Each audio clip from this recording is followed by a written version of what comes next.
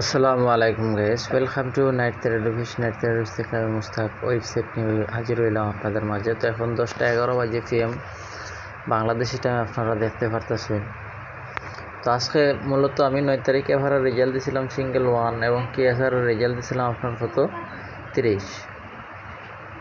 তাহলে এখন মূলত এখান থেকে আমি আজকে 10 তারিখের রেজাল্টটা বার করবো, ঠিক আছে। তো প্রথমত আমি ডেটটা চেঞ্জ করে দিতেছি, ঠিক আছে। ডেটটা চেঞ্জ করে দিলাম। এখন এফআরের রেজাল্টটা আমি ক্রস করে দিতেছি এবং KSR-এর রেজাল্টটাও আমি ক্রস করে দিলাম। তো এখানেও আপনাদেরকে একটা কথা বলি যে প্রথম মনে হলো যে আপনার এখানেও দেখুগা যে আপনার নাম্বার উঠাইলাম, ধরুগা যে সিঙ্গেল ওয়ান হাতে রাখলাম, ঠিক আছে। সিঙ্গেল ওয়ান যদি উল্টায় দিই তাহলে কত আসে আপনার 10। তো এখানে 10 আছে এবং কি মনে হলো যে এসআরে ছিল কত তোমার 30, এখানে উঠাইলাম 30। তাহলে মনে হলো যে টোটালে যখন 30 উঠাইলাম, ঠিক আছে। এখন 10 আর 30 যদি যোগ করি, ঠিক আছে। তো এখানে দেখো এটা কিন্তু গুণ না, এটা কিন্তু যোগ। তাহলে দেখো সংখ্যাটা আমি উপরের দিয়ে দিই, ঠিক আছে। এখানে দেখো তোমার 30। তাহলে এখন এই দুইটা সংখ্যা যদি আমি যোগ করি, ঠিক আছে। দেখো 30 যোগ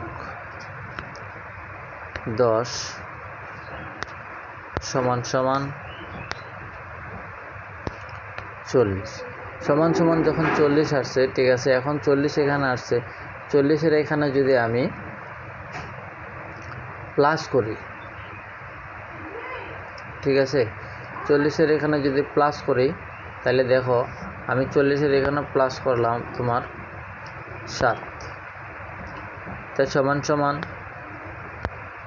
কত আসছে 47, উল্টাইলে কত 74।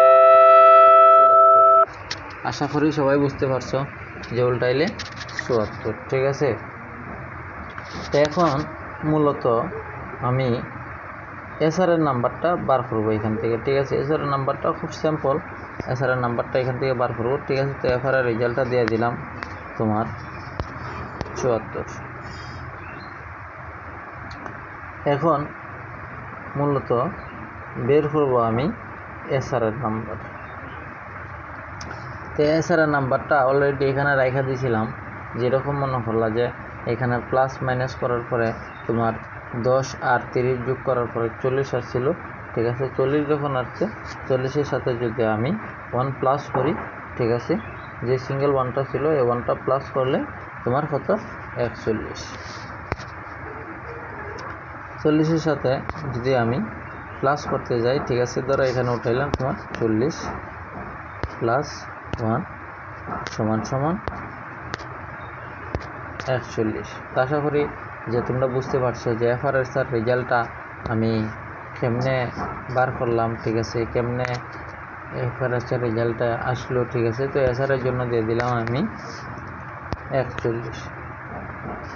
তো ভিডিওটা আর লম্বা করবো না, ঠিক আছে। ভিডিওটা 11 তারিখের জন্য আমি ক্লোজ করে দিতেছি, ঠিক আছে। আজকে এই পর্যন্তই বিদায় নিলাম আমি মুস্তাক। আসসালামু আলাইকুম ওয়া রাহমাতুল্লাহ। তো সবাই ভালো থাকবা, সুস্থ থাকবা। আজকে এই পর্যন্ত।